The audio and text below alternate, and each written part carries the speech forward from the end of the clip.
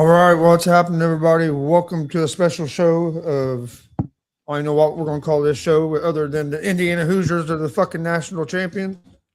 Yeah. What a great game last night, hard fought game. But I'm Chris Gonzalez, joined by Jay McLovin and OG Tony. I don't know what happened to Glenn, but how's He it going, said, guys? "Go good, go good." Doing good, Hey, Gonzo. hey! It's a crazy day in the world. Crazy day, man. We got it. Hoosiers! Let's go, baby. Let's House, yeah. baby. Yeah. Think about it, guys.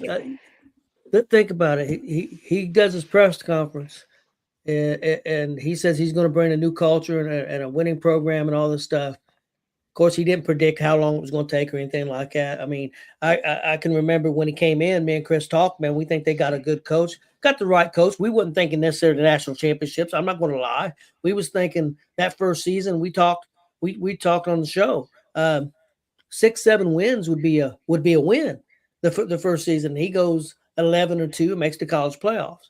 Of course, he lose some players, but heard a lot of good things about the players he had coming in. Still, I thought we was going to be a playoff team. I didn't necessarily think we was going to win the national championship, until I start seeing them to play. We get 4 or 5 games in the season, then I'm starting to hate. We're a lot more physical. He went out and answered some of the questions, so we're going to have an opportunity. I felt like. So I mean, but when you stop and think about 3 years ago, a team that only won 3 games, and then since then they are 27-2 in the last 2 years. That's just unthinkable for any team. I'm not even talking about the losing this football team in IU, but let's say if it would have been, let's say what's a team in the Southeastern Conference? Let's say Vanderbilt. They wasn't always a winning school. If they would have only won 3 games and then the next 2 seasons go 27-2, it would be also miraculous. So. Yeah, fantastic game. Let's jump right into it, Chris. Let's jump into this game and what you thought. I'm not gonna lie, it ended up being a little bit closer of a game than what I was thinking. I have to give Miami some credit. Miami's a better team than what I thought they were. They probably were They probably were the second best team in the country. I would say Ole Miss could be. You can make a case for them that they were the third best. That they were the third best team in the country. But I think they did get the right 2 teams in the national championship game. I think that showed with how good of a game the national championship game was for one. But Miami improved a lot over the season. I watched them play 2 or 3 games early in the season, and well, I didn't believe they were a playoff team after watching them play against Louisville. Carson Beck looked terrible. They didn't look like they did the second half of the season. They really turned it around and ended up being the second best team. IU pretty much done what they've done all year in that game. Play consistent, be in the right spots. We made a few more mistakes last night than we have in a couple other games. A couple false start penalties that we usually don't get. One real big one. There late in the game that really could have hurt us. Turned a second or a 3rd and 1 into a 3rd and 5, and gave them the ball back. If we could have got that first down, we wouldn't even had to give them the ball back toward the end of the game. But to me, the keys of the game was Mendoza don't get rattled. Like that first quarter, Mendoza was taking a fucking beating. The refs, look, I'm all about letting them play, and they let them play last night. The receiver or the cornerbacks was all over the receivers on both sides. Like They let them play physical. But there was at least 2 personal fouls on that first drive on Mendoza. And one of them was just a flat out dirty hit. The dude lowered his helmet, put his crown of his helmet on Mendoza's chin, and just laid him out. That has to be a penalty. That should have been a penalty. I'm all about letting them be physical and play because that's when you get the best games. But like Signetti said last night, when you cross the line, you got to call it. And that one there, not only could he have really hurt, I mean, like he could have killed Mendoza. Like with that, I mean, I know that's the highest extreme, but hell, how easily could that play right there took Mendoza and put him in concussion protocol and change the whole national championship game? Chris, the way he hit him, I don't know if death would have been there, but and it could have been, because what if he'd have broke his neck? If you break somebody's neck, death could happen. He But definitely could have highest paralyzed extreme. him. Yeah. No, but I don't think it isn't really extreme. I don't think it is, because I think with the way he hit him in the chin, I've seen people get paralyzed from stuff like that. I mean, that could have been really bad. I don't think you're out of character for saying that, because I don't think it's extreme. I think it could have very well happened, and thankfully it didn't. Thankfully it didn't. I'm not gonna lie. I felt like it was a dirty hit as soon as it happened. It was targeted. In actuality, I think there was really 3 personal fouls on Mendoza. Personally, I think at least one 2, of them, maybe 3. I think there was 3, because I think he got hit. I was counting at least 3 that he did. And here's my thing. I agree with you, Chris. I was actually thinking they were going to get a lot of penalties in the secondaries, and there really wasn't that many called in the secondary, and they were actually letting them go. But those hits on Mendoza, I like physical play, but like you said, Chris, I don't like dirty physical play. That's ridiculous. And the fact, and Cignetti's probably going to get fined for criticizing the refs.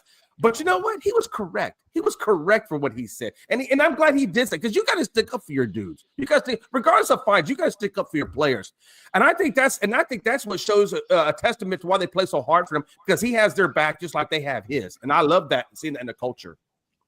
And especially if you're going to call the roughing the passer you call at the end of the game against IU, if you're going to call that roughing the passer, how do you not call those early in the game? Like that was a clean hit right to his chest. If anything, you can say it might have been a step. It might have been a step late. But if you're not going to call the early ones, how do you call that? Yeah. But it was a hard fought game. I thought they needed them pretty good against the size on the lines of Miami. There was times where they got through, but there was also times where our offensive line was able to get a good push, and we ran the ball deep. I mean, we ended up running for over 100 yards. I know it was on quite a few carries, but I was glad we stuck to it. But to me, the whole difference, the key to the game was Curt Cignetti laid his big ass meat on the fucking table and said, we're here to win this game. We're not going to get conservative. And he went for it on 2 4th downs there in that fourth quarter. Used 2 timeouts, which I'm thinking, why are you using all your timeouts? You only got 1 timeout left, especially the second, when he called that second, because I thought he was going to still kick the field goal. And I'm like, that was stupid to use the timeout there. Now we only have 1 if they score. Chris, what did he put on the table? Was it a brisket? Was that a ham? I don't know why you call that big a piece of meat that dude just laid it on the smoked table. brisket? He laid it all on the line. And then the play call. A quarterback draw. Like, it's just awesome. It was a great play call. Mendoza gets the first down, and then after he gets the first down, just runs over a guy and dives in the end zone. And that right there basically sealed it for us, other than interception. But I mean, that was a real big play. But to me, Cignetti not getting conservative in them big moments, especially those 2 big moments, that one, and then the one before that where Mendoza threw that back shoulder throw to Becker on the 4th and 4 to keep the drive going. To me, them not getting conservative on them 2 plays is what won the Hoosiers the national title game last night. I saw something about that. I didn't realize this, but Surratt took that Aaron Rodgers over the back throws and sent those plays to Mendoza. And that's how Mendoza learned how to throw those over the past shoulders. But I tell you what, I don't care how many videos you watch. It takes a lot of athleticism to put it and actually complete it perfectly like that. And that was amazing. Good job. And what's crazy about that is usually you see a quarterback do that with 1 receiver. Right. You'll see, because it takes so much time and being on the same page. You see him do it that with 1 receiver. Mendoza does it with 2. Him and Surratt are great at it, but him and Charlie Becker are great at it. I mean, so you usually don't see that kind of timing with two receivers on the same team. So that shows you they put in a lot of work. Guys, let me hit the stats real quick. IU, of course, won the game 27-21. Fantastic game. IU total yards 317, 186 pass, 131 rushing. They did get sacked 3 times. On 4th down, they were 2 for 2. 0 turnovers. I think that was big. And they held the ball for a little over 35 minutes. Miami 342 yards of total yards, 232 passing, 110 rushing. They had that one big run for 55 yards that definitely helped that. They only got sacked once, but they also had a big turnover and interception there at the end of the game. Only had the ball 24 minutes in the game. Guys, IU really dominated the first half. I mean, they really dominated that team. And then Miami came out and did a great job of game planning. I think that they sped up the game. I think they tried to get to the line, and I think that affected IU's defense at times. They got the running game going. They got the passing game going. IU made enough plays in the third and fourth quarter to win the game. Fantastic game. Hey, Miami, I'm kind of like Chris. I didn't think Miami going into the playoffs was a dangerous team. And I think once they beat Texas A&M, they'd been on a winning streak, 6-7 games, whatever it was. But once they won that game, I think the light went off. We do belong to be we belong here, and then they put it on people, and they just out physical them. And they out physicaled us at times, but we were physical enough to fight back and survive it. So congratulations to Miami, a very, very good team, a very, very good coach. Very impressed with that team. One guy that impressed me is that Fletcher. I don't know about you guys, but Fletcher, 6'2", 230, 240. He reminds me. He runs kind of like Derrick Henry. That's who that guy kind of reminds me of. It really does. Thought Beck had a decent game. I thought Tony looked outstanding. For IU, Black ran the ball 17 times for 79 yards. Hemby ran it 19 for 60. Mendoza, pretty good game, 16-27, 186 yards. Had a rushing touchdown, which one of the best rushing touchdowns I think I've seen. How he was able to pull that off was fantastic. Big plays in the game for me was that block punt. That was just huge. Oh, that was huge. Yeah. And that was a huge momentum shifter. And I don't know what Miami did. The guy had a brain fart. They had him blocked. They had three guys there, and he barely touched him and let him go through. I don't know what he was thinking, but fantastic game. Jay, your thoughts on the game? Yeah, man. Like I said, I thought the highlight for Miami was Fletcher. 2 touchdowns, 113 yards, 6.6 yards a carry. I mean, the guy was on point. One of the things that stuck out to me was this was 2 really great defenses out there. And I didn't realize how good, and I guess maybe I undercredited IU's defense, but when you limit a guy, or a team, I should say, not just one guy, you limit a team to 18 yards in a quarter, and then you limit the team to 69 yards in a half. That's hard. That's hard to do, especially with the level of Tony and Beck and things like that. They had good weapons. The fact that you were able to do that, and the way that those corners were able to shut them down, and Ole Miss wasn't able to do that, but you guys were. And I think that was really one of the big difference makers. Now, like I said, it was 2 great defenses. And honestly, it came down, like you said, two of the biggest things that stood out to me, or the biggest momentums were, one, obviously, was that block punt. That was freaking huge. Secondly, was the interception that you guys got on that game-winning, or the last drive from Miami. I think if he doesn't get that interception, there's a possibility that they could have tied it up, or maybe even possibly won the game. So I think your defense really stepped up. I think Mendoza, he didn't have a bad game because he didn't throw any turnovers, right? He didn't, no interceptions, but he didn't get you any touchdowns. He had a modest 186 in yardage, -8 on the rush, which is just an average game for him. But he didn't have to do it. He let the other part that, yeah. Well, yeah, but mostly that was a credit on your defense, though. That defense really stepped up for IU, and really, I think that was a difference maker for your team. Not that Black didn't do good running the ball. You know what I'm saying? He had like a 27-yard run. I think the other guy, Hemby, had like a 15-yard run. You had a good run game, but I really think that defense, that's where your bread and butter was, and why you're national champions. Because if you don't get that interception, I don't know. I mean, that could have gone the other way. So, I mean, I got to give max credit to that defense. Yeah, I agree. Big Glenn? Man, I tell you what, I'm going to start off with saying how IU football used to be. I went to the Ohio State IU game. I think it was 2023. It was Tom Allen's last year. We opened up against Ohio State on opening day in Bloomington. And, the students would be there till about midway through the second quarter. Then like, oh, who gives a shit, and go about their day, So, which is typical for IU football at the time and previously up until that point. Man, I tell you what, man, Signay has changed culture at any university. We are now a football school.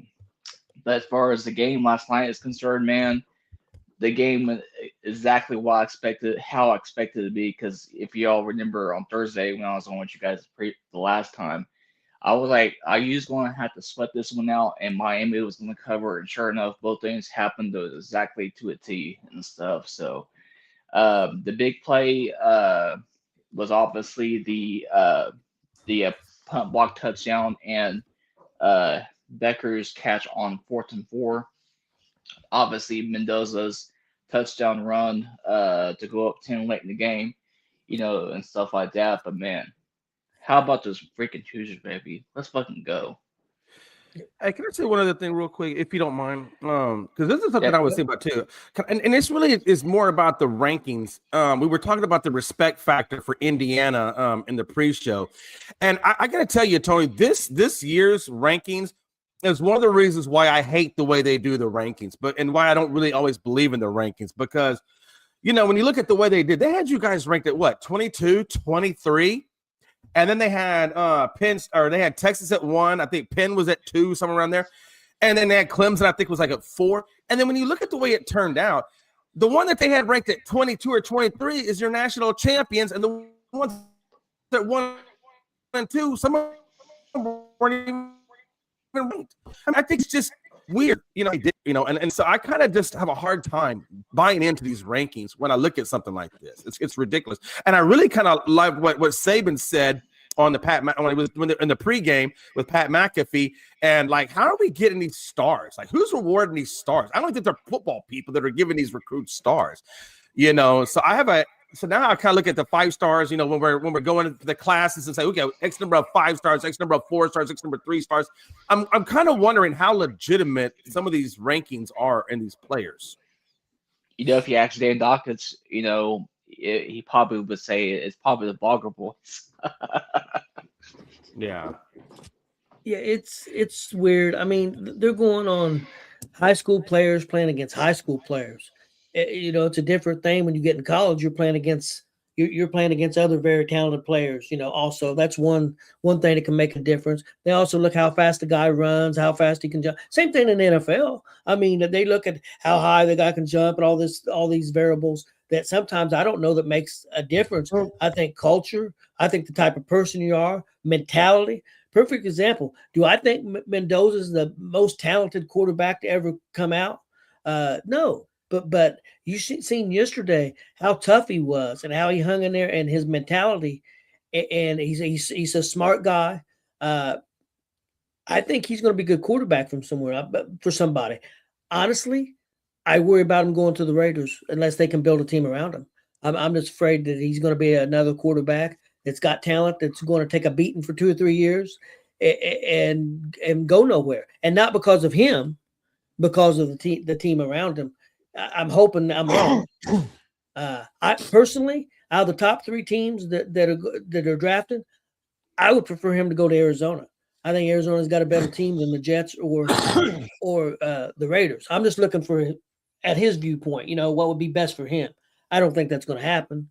I don't know if anybody's going to move up. Some people think the Raiders, even though they don't have a quarterback, that they should trade back and try to build that team and worry about the quarterback a little bit later.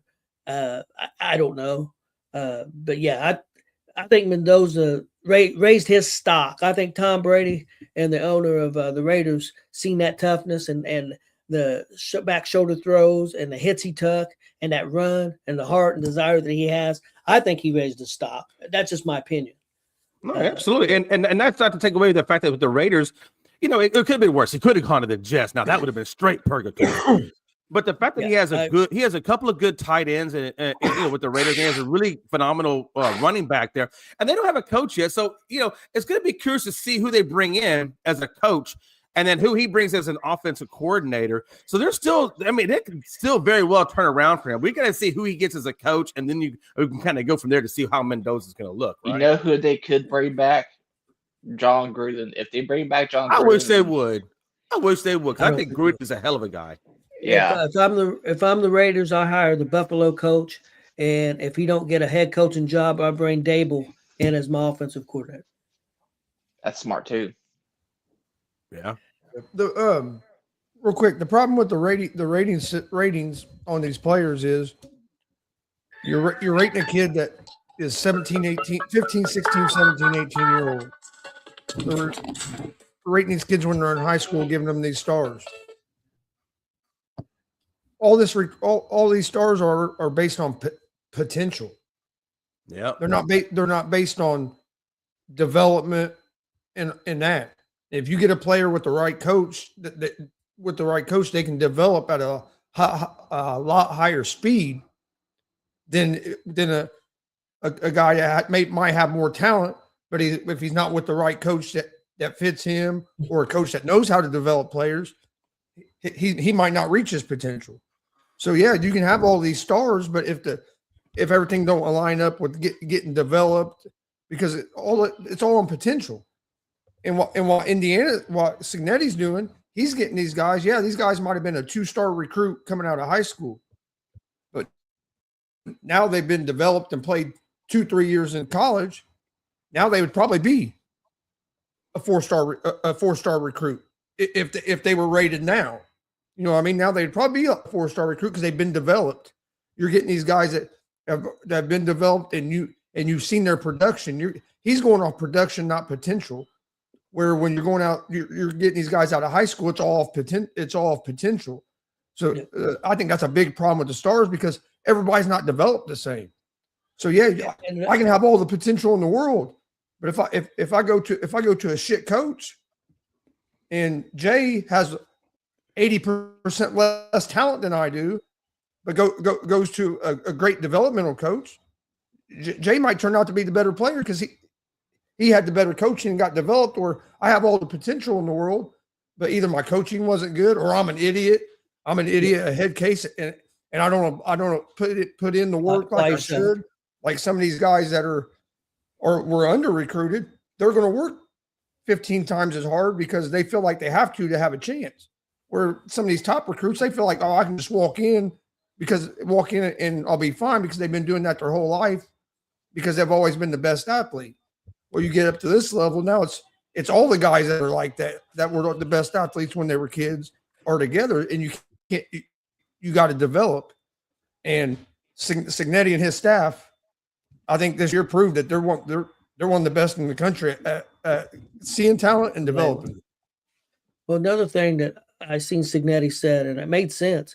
One of the first things he looks at is their school records. How many classes did they miss? Did they go to all their classes? Did they show up? Another thing, did they show up for weight training? Did they show up for stuff that they're supposed to show up for, or did they miss 3 or 4 times or 5 or 6 times? Are they committed? Do they want to be coached? Do they want to play? And he says he looks at all that. But one of the first things is, did they show up for class? If they're not going to show up for class, he don't think that they should be on his team. I agree. Because I think that goes to character. Yes. And he wants good character people. Look, another thing I don't think people are talking about enough. Look how Mendoza laid it on the line last night. You're talking about a guy that's basically everybody thinks is going to be the number 1 pick in the draft. He could have very easily ran on that QB draw. He got, how many times have we seen quarterbacks get that first down and just go down because they don't want to take a chance to take a big hit like that, get hurt. He could have got hurt, and hey, that number 1 draft pick could have went down. Being the number 1 draft pick could have went down the drain.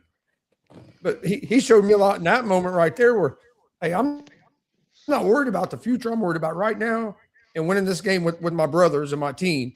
Because, hey, you guys, I know you guys know it too. There's a lot of players there that would have got that first down and would have went down. They wouldn't have ran through that guy, jumped and extended itself, knowing he's going to take a big shot. There's a lot of guys that wouldn't do that. They so should rate. Put it all on the line like that, and knowing like, hey, if something goes wrong and I get hit wrong, hey, I'm jeopardizing a bunch of money in my future. But yeah, You know what But they putting it should on the do? line for your brothers instead of that, to me shows a lot about it. Like Jay just said, character. Yeah. You know what they should do, man, is redo the Heisman Trophy. It should be the Mendoza Trophy where it's that goal line stretch. Let's not you go guys- that far, Glenn. Yeah, calm down on That's that. a stretch now. Come on, the guy's a good guy. Come on. It's a Mendoza stretch. Get it right. Okay, guys, Man, Justin's got something on here. Yeah, Justin wrote a paragraph.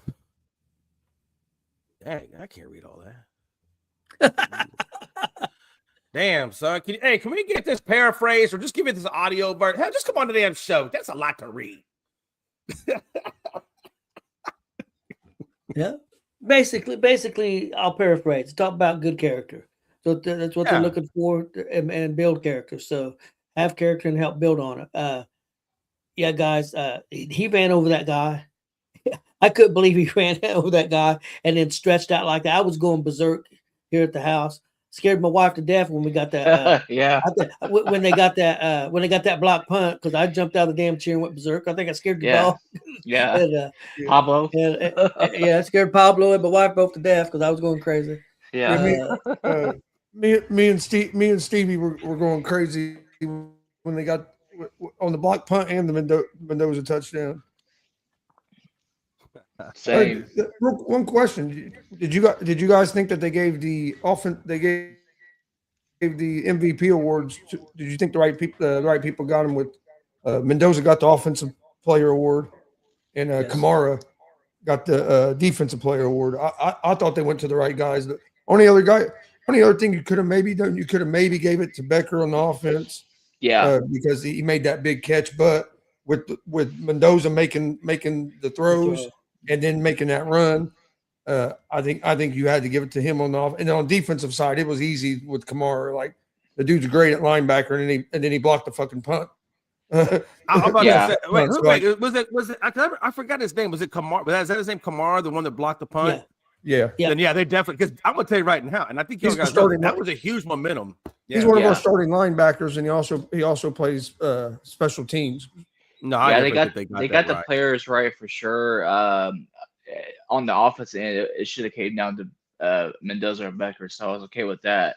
But what Jay was saying about the block punt changing that game, it pretty much kept Miami far enough from us to maintain that lead and pretty much win the championship. I don't remember the guy's name that got the interception on your team. What was his name? Sharp. Yeah. Guess where he's from? Texas? Nope. Miami? Miami. Yeah. He went to high school in Miami. Yeah.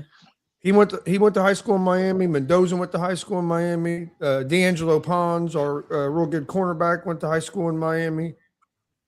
I think there was one or two. I think there was at least one more. I think. And that's what I was saying. If they didn't give it to the guy you just mentioned on defense, I can't remember. I would have given it to him because I feel like those were the two biggest plays that really took it for you. One was that block punt, which, like I said, set the momentum for the rest of the game.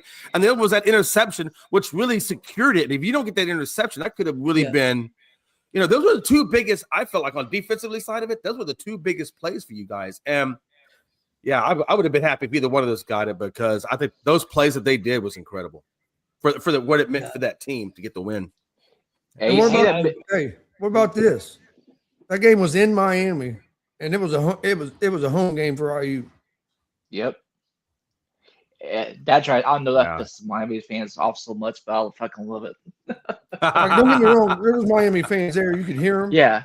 But there wasn't near as many as there was IU fans. Like you could hear the IU fans on third down when Miami had the ball, how loud it was getting in there. Like it was cool to see that there.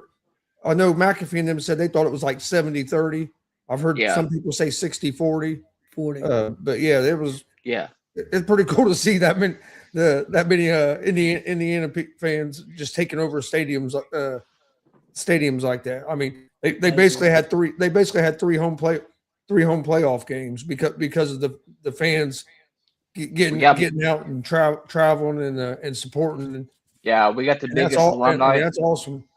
Yeah, we got the biggest Well- alumni association in the country, and they got money if they're paying $5,000 for a ticket. So Yeah. One thing that I was impressed with ESPN's coverage, I thought they did a fantastic job of help making the game feel more important. They did stories during the game about Mendoza and his mom and their family. Also did the same thing for the running back for Miami.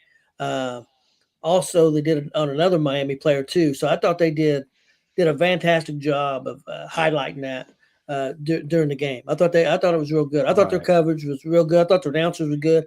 I wanted to watch McAfee, but I'm superstitious. I didn't watch him for the other IU games, so I wasn't changing. I wanted to wear this shirt, but I hadn't wore this shirt before, and so I wouldn't wear this shirt till during the IU game because I was afraid I'd jinx it. So, because me and I Chris, hope you took. I hope at the very least you took a bath.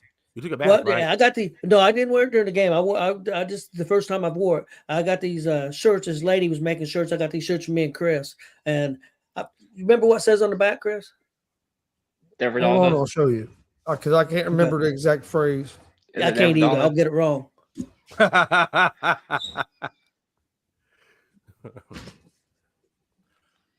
Chris, is that the position you Oh, know? shit, yeah.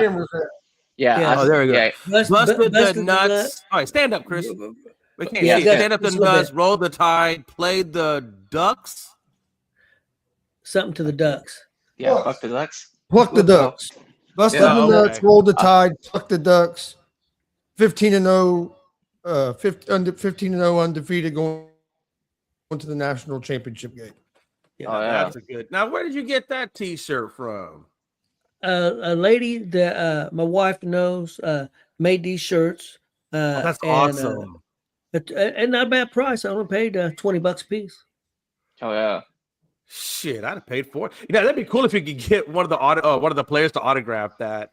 Mendoza is Glenn's a pretty popular guy at that kind of stuff. He could probably get you an autograph on that thing. Mendoza is signing in Bloomington, but it's only for 2 stints on Saturday, and I guess kids are already lining up already for it. So, which honestly doesn't surprise me because if they're lining up outside of bars a whole day before the national championship in 9-degree weather, they wait for that. Yeah, it says busted the nuts, rolled the tide, plucked the Ducks, undefeated 15-0 2026 national championship. Well, it's well deserved. Like I said, man, I think the state of Indiana, they needed this win. With all the issues and injuries and all the other teams, I feel like that's a good way to put a good flavor back in your mouth. Yeah, I watched the McAfee coverage because that's what I always watch, and it was hilarious as always. They were talking at one point they were talking about bopping meat. You just never know what the hell them guys were getting talking about. He was having a conversation with the refs during the game and shit. Oh, he does all the time. Yeah. But it was funny. What got me watching that pregame show? I ain't gonna lie. I've watched probably every piece of fucking video there had been all week about this game. People that thought on both sides. People that thought that Miami was going to win. People. I watched about any piece of video I could find on YouTube or anything about this game. I'd watched all week. Then you get to last night on ESPN, and you see Desmond Howard and Nick Saban and these guys pick IU. When you watched them all week long, all they talked about was they basically said they thought IU was going to win all week, and then you get to this game and everybody wants to pick Miami, but Pat. So I thought that was funny, but I just think a lot of that is a lot of these guys just don't want to admit they were wrong. Yeah, they wrong after last night. These guys that make the star ratings, that do all the ratings and stuff, and are evaluating talent, they don't want to admit they were wrong. You got a lot of these guys that don't want to admit that a coach that nobody had really ever heard of is this good. Like, I can't remember Gonzo. One that really came out and admitted, said how good he is really Saban. Right. True, but Yeah. I'll be honest with you. I don't think he likes it. Yeah. I don't He think doesn't Saban like likes it, but he's not going to come out there and say some bogus No, either, because no. you know Nick Saban knows that his credentials are on the line, being credible. So Yeah. he's going to give you Yeah. the truth, even if he doesn't like it. You can tell he doesn't like Yeah. it. He doesn't have that look in his eye. You know what I'm saying? It's like, You know why I Yeah. don't like it? Because I'm telling you, if you look at go, I'd have to come up with the year. But if you go back and look at the first couple years of Nick Saban at Alabama when they were building that program and getting it turned around, for one, do you know who one of his lead recruiters was? Kurt Signetti. Signetti was there at the beginning of Alabama when they built that. He helped turn Alabama into what they were because he was the lead recruit, one of the lead recruits. Yep. right, yeah.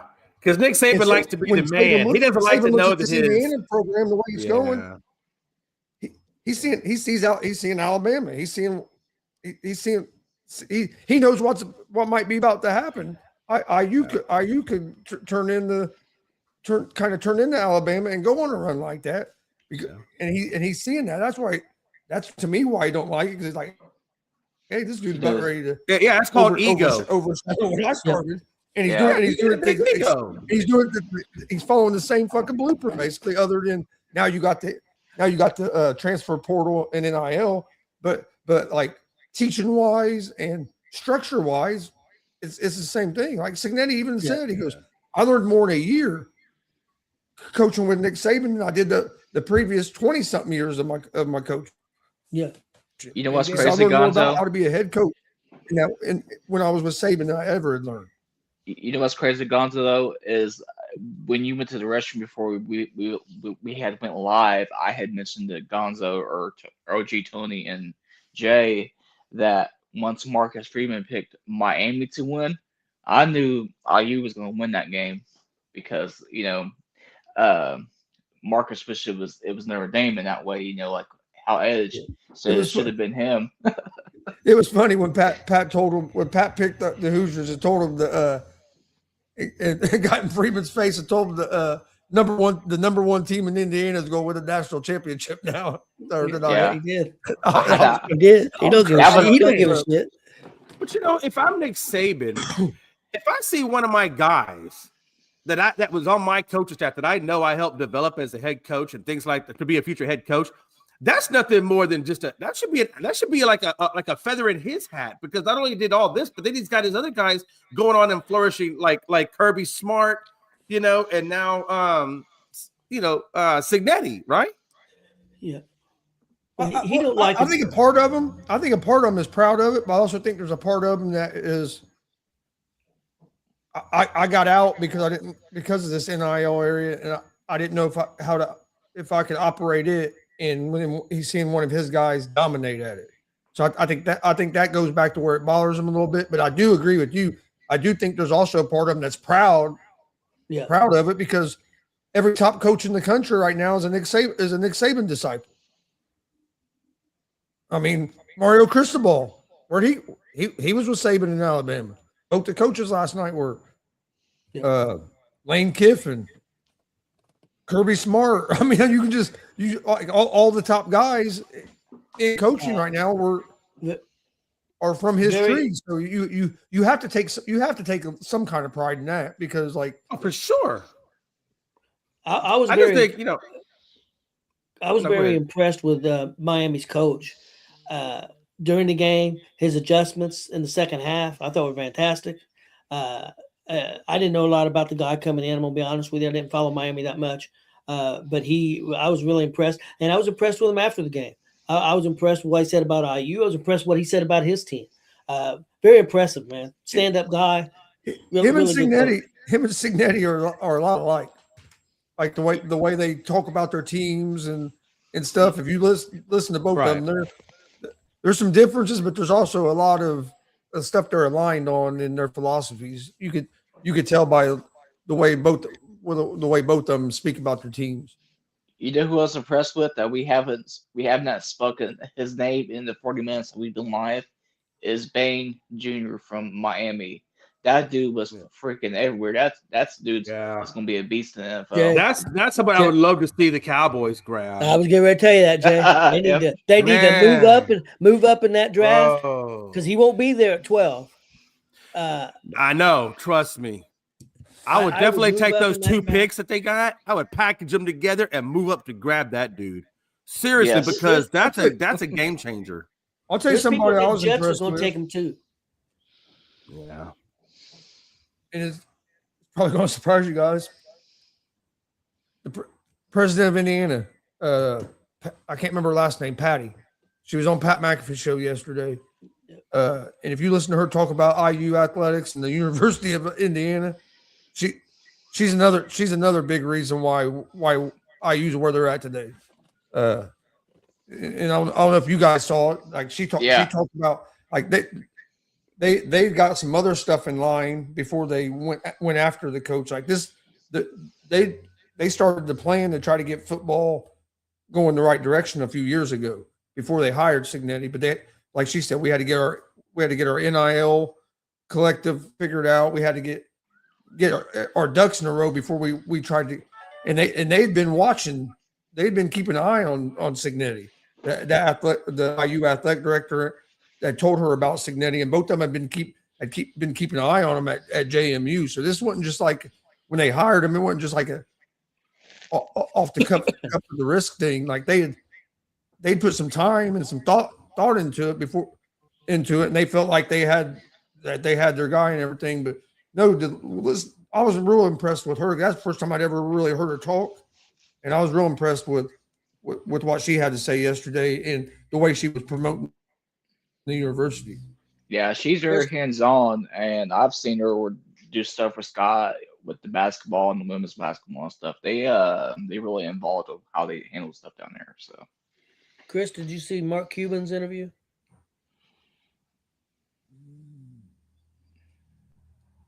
I think I saw a part of. I didn't get when I came back because I went out of the room. When I came back in the room, he was talking, but he'd already started talking, so I didn't get to see all of it. Yeah, he talked and it seems like he's very involved. Of course, he gives a lot of money, of course, but he's very involved. He's very involved, and they talked about how they game plan stuff. You know how they game plan, how they're going to go after their NIL people. They're not like I said, they're not worried about. So they're not going to spend a bunch of money on 5-star recruits and that kind of stuff. They're going to spend their money on value, you know, and get as much as they can. And a lot of that goes with experienced players too. But it goes back to the thing: are you building a team, or are you collecting talent? Exactly. Yeah. You like in a perfect example of that, Miami had what 45 4- and 5-star guys. We had 8 4-star guys, but as a team, we were just as good or better.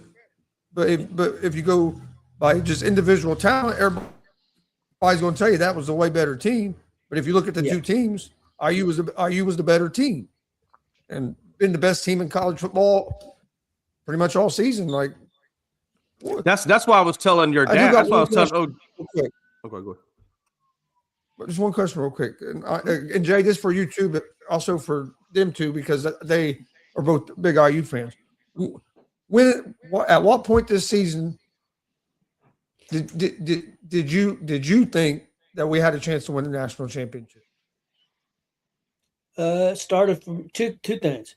There was 2 tests for me. The first test was beating Oregon at Oregon. When we did that made me a believer, a big believer. And the second one, believe it or not, when they beat Iowa at Iowa, and Iowa punched us in the mouth, and didn't have us on the ropes, but they punched us in the mouth. I mean, they went after our quarterback. They slowed down our running, and we had to fight to win that game, 20-15. So those 2 for me. What about you, Glenn? For me, it's somewhat similar to Tony's, but mine's a little bit different. Obviously, the Oregon win and Omar Cooper's catch in the back of the end zone at Penn State, because I don't think we had ever won up in Penn State ever, not since early 90s. So that's Omar Cooper Jr. catching that in the back of the end zone the way he did. That's when I knew. Because if you notice, that's when I really started hyping us up. So. Chris, what about you? Yeah, for me, it was the fourth quarter when you got the intercept. No, I'm kidding. No, honestly, I'm just kidding. I'm just teasing. Hey, I understand. I was worried. I think most of the people in college football probably said that when they did get the interception. No, honestly, I would say I started to change my opinion about IU.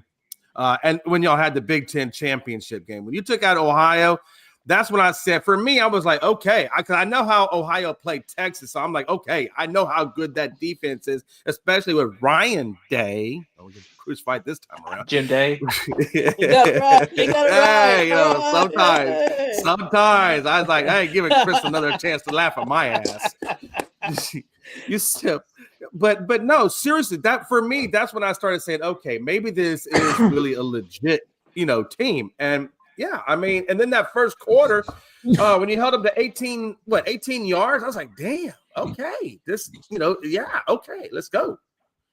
And I think a lot of people maybe felt like that, that didn't know, that maybe had prejudices against Indiana coming in here and doing it, because we've always thought of them as a basketball team and not a football team. And so now we got to start shifting our mindset from basketball to basketball and football. And I think that's the biggest thing. I think that's why there was so much disrespect, because people have a hard time shifting that mindset. School. Yeah, we're just a football school now. We're not basketball and football. We're just a football school. We haven't done nothing in basketball for fucking 50 years. 23 years. But what I'm saying? I think it takes a lot of people. We were good about 15 years ago or so. Old Depot, yeah. But ever since then, yeah. With all the Depot, but you were probably good when Gene Hackman was your coach. No big deal, man. Which honestly, Jay, you're kind of right. But for me, it was the Oregon game. That after we went to Oregon and the way we beat Oregon by 10 in Oregon, that's when I really believed. I really believed them to myself was we have a real good chance of winning the Big Ten championship and beating Ohio State, and then getting in the playoffs. And I think we can beat anybody. So I would say it was that Oregon game was when I really started to believe, and then when we won the Big Ten championship, that's when it really solidified it to me. Was we're going to win a fucking national championship this year. We are the best team. But I really started believing that after that Oregon game, because I watched Ohio State and these big programs go into Oregon and not be able to win in Oregon. Get smacked. Not be able to win in Austin. I've seen a lot of big programs go there and not be able to do that. And for IU to be able to go there and do that, and for it to be really their first big signature win, it proved a lot to me. Austin Stadium, man, ain't no joke, man. Guys, after watching the whole college season and the playoffs, how would you rank now? The season's over. Who are the top 5 teams? Chris, who do you think the five after watching everything? Who do you think the top 5 teams were in college football? Let's see. I'll go. Of course, number 1's IU.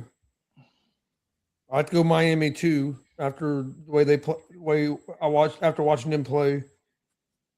I'd probably go Ole Miss 3, and the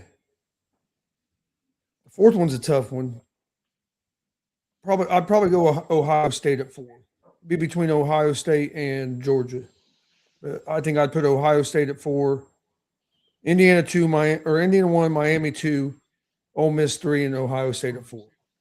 I'd go almost the same as you, except I'd flip Georgia and Ohio State. I would go Mississippi and Georgia is really close because that game was, but Mississippi did beat them. But Georgia beat them early in the year, but they beat them in the playoffs. So number 1, I would go with IU. 2, Miami. 3, Mississippi. 4, I'd go Georgia. And 5, I'd go Ohio State. Just because the way we beat Oregon. If Oregon would get a better game, I may have took Oregon over Ohio State. Hey, get this. The only 2 teams to beat IU last year were the teams that played for the national championship. Yep. Right? The only 2 teams to beat Ohio State this year were the teams that played for the national championship.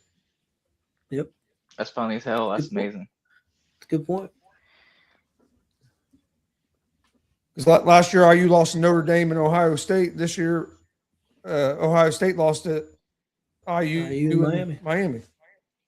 Jay, what do you think? What would be your top 5?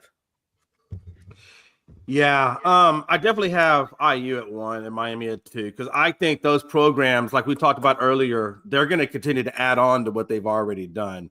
So I don't see them declining. I see them either staying status quo or even getting better than what they've done. Were we going rankings this year or rankings for next year?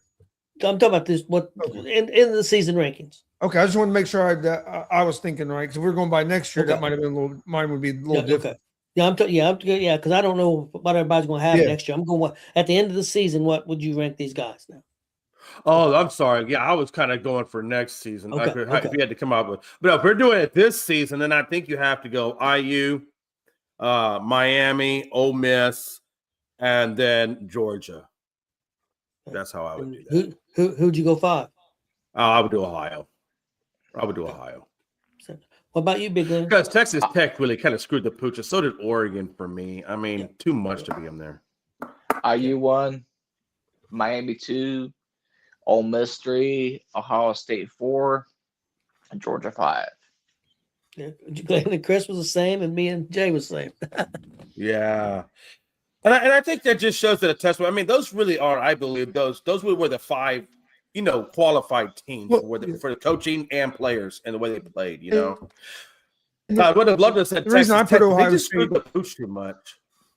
Yeah, no, I agree with you. The reason I said Ohio State ahead of Georgia is just because the only teams I saw Ohio State lose to this year were the national championships. I see what you're saying. Absolutely. I call horse shit. He's just a Big Ten guy. He gonna call Big Ten. Stop it. No, Ohio State. Georgia lost to Alabama. I'm just spreading hate. I'm not being serious. I would have Georgia right there because there was a time I thought Georgia was the second or third best team. So I mean, they'd be definitely in my top 5, but I would just have Ohio State. Just like I said, because I didn't see nobody beat Ohio State other than Indiana and Miami, and those were close games. Especially the way Georgia beat Texas, Thanksgiving weekend, right? That was bad. Hey, can we just cut the crap for him? Hey, can we just cut the crap for a minute? Let's go. Let's just say what everybody wants to put on their money on, and I say we go around the clock. Tony, you start it, and then Gonzo, you'll end it up, and it'll go down the round. When me and Gonzo have our slap off, who do you got winning? I ain't having no fucking slap off, dude. The slap off sounds gay as fuck. Well, I don't just say jack off. You guys have a jack off? It's a chop. It's a chop. It's a chop. Chop. No. The Dana White where they come face to face and they got to slap each Why are you other. doing no slap fight? Fuck that shit. If we're gonna do that, we'll get in a cage and do an MMA fight. I ain't doing the slap fight shit. Man, I can't do that with you, man. You're fast. Well, no, you got them jacked up. I get your ass. And let's be honest, Chris. Gonzo would probably. It ain't like your oxygen levels are that great anymore. So I think I might, but I gotta strap my CPAP on. But yeah, the only thing, Jay, if he got on top of you and got the legs in, you ain't moving. Probably got the legs. Yeah. That sounds gay. You want to talk about some gay stuff? That sounds gay. Whatever. He gets the legs in, your gay ass is done. Yeah. Yep. He'll be like Kurt Angle on your ass. No. Oh shit. Hey, that dude said, "Hey Jay, this happened." Because that's when I was playing football. He goes, "Why don't you come on trial for wrestling?" I said, "Man, I ain't putting on no spandex and go touching a dude like that. Hell no. I won't even be a quarterback because you got to put your hands between his butt. I don't do that stuff. Be a quarterback." No, that's good times, man. I'm just messing with it. But again, man, I got to tip my hat to you guys, man. I know I gave you a lot of shit, Chris. And yeah, Tony you gave us a lot of shit, right? Glenn. But Glenn, I never know if you have one team or two, so I didn't know how you'd take it, man. But you found out last night how to take it. hey, Jay, in the pro, Glenn's a 3-time loser. His Cowboys lost, his Colts lost, now his Bears got their ass kicked. Who's your team now? The Patriots? Patriots your team now, Frankie Jr.? No. So here's the thing. I like to see what the Bears did. I'm not a Bears fan. I just took the Bears. I have to give you shit.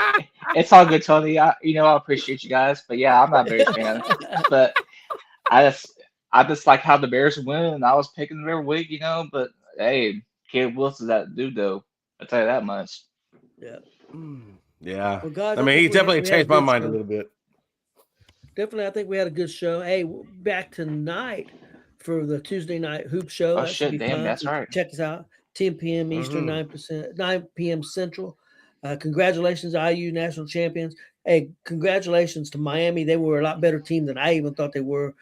Very impressed with their team and their coaching staff. So congratulations to Hell, them too. Even though I know they're upset, but they have nothing to hang their head about. They played a great game. they should hold their And head I up would have said real the high. same. I would have said the same thing if they'd have beat us. They played a great game. Even if I would have been unhappy if we lost, but if Miami would have went down there and scored, they would have deserved to beat us. Yeah, absolutely. So because they played fantastic, especially in that second half. Yeah. Hey, they should have their head held up held up high, because if you look at it, everybody else in the playoffs got beat by 34, 35 points by you, and they were right there and had a chance. So like they don't have nothing to be disappointed about it. I mean, I know you're disappointed because you didn't win the national championship, but they went out there, they competed hard. They didn't lose that game because of effort. That wasn't the reason at all. So and I don't feel like they lost the game because they got nervous and froze up either. I just feel like they lost to a little bit better football team, but I didn't think either team got in there and got nervous and froze up. I thought both teams came out and it was a fucking slugfest. Like both teams were being physical. Were real physical. It was a physical game, a fun game to watch. Like even if I wasn't an IU fan, that'd have been an awesome. It would still have been an awesome game to watch. Now don't get me wrong, it was even more awesome because I am a IU fan, but as a national championship game, that was one of the better, most entertaining national championship games I've seen in a long time. Like it was a real good national championship game. So yeah, but both teams should be proud with with the product they put out there last night. But unfortunately, there's going to be a team that loses, and fortunately, It wasn't we us were this on the time. right side of it this time. But look at this way. IU made one more play. Yep. I mean, they made one more play. That was a difference in the game. We were Yeah. 50 yards away, we're 50 yards away from that other shoe dropping again as far as any of the teams, but we got it done. I just would have liked to see more, and I know we talked about this pre-show. The only thing that really kind of upset me was the fact that Carson Beck should have gone out there and shaken Mendoza's hand. Yeah. I just think that was a lack of class on his end. I think everybody on the Miami team has class, but that guy, he could have done a lot better than that. That's ridiculous. I agree. Well, guys, let's get out of here. I thought we had a great show. Again, check us out tonight, 10 p.m. Eastern, 9 p.m. Central for our Tuesday night hoop show. Amen. Good times. Go Please Hoosiers! hit that subscribe button on YouTube at Gonzo Sports Room and at ESCN, and we'll see you guys tonight. Go Hoosiers!